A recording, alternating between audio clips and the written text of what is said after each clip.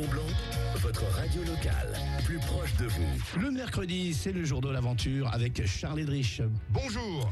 Alors, on retrace différentes aventures.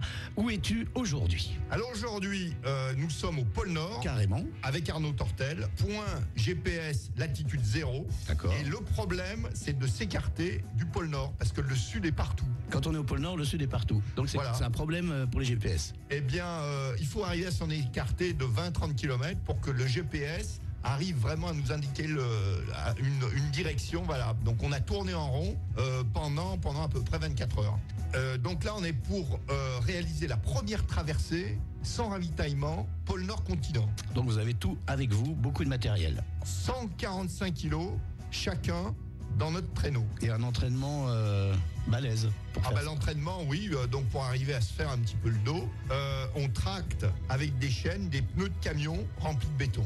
D'accord.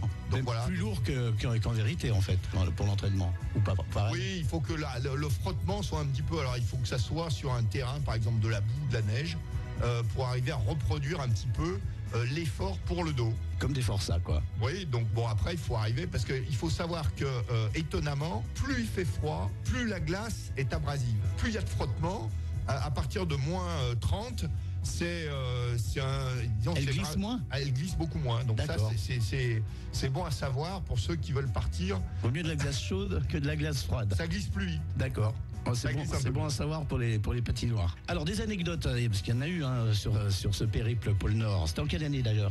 Alors c'était en 2006. En 2006. Alors on part avec des températures, donc on a eu jusqu'à moins 52 à l'intérieur d'attente, à l'abri. Ouais. Donc on savait que ça allait se présenter comme ça, donc on n'était pas surpris, mais c'est quand même très frais, si on peut dire. Et puis après quelques jours, quelque chose de complètement incroyable se produit. Les températures passent positives. C'est rare ça. Totalement imprévu. Mhm. Et si on avait imaginé rencontrer une situation de ce type, on serait jamais parti. Conséquence, la banquise fond.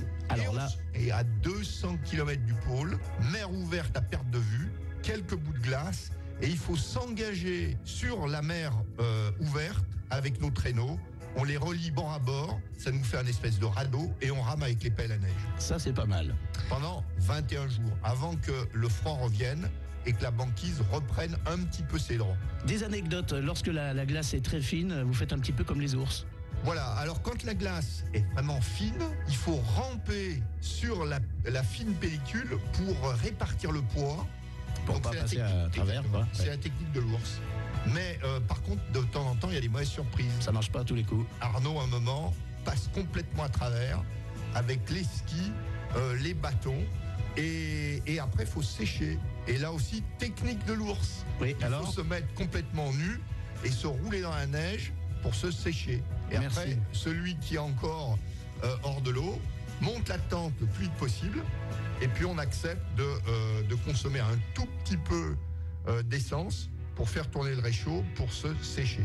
c'est pas mal. On essaiera l'hiver prochain. Merci Charles, à la semaine prochaine. Merci, au revoir.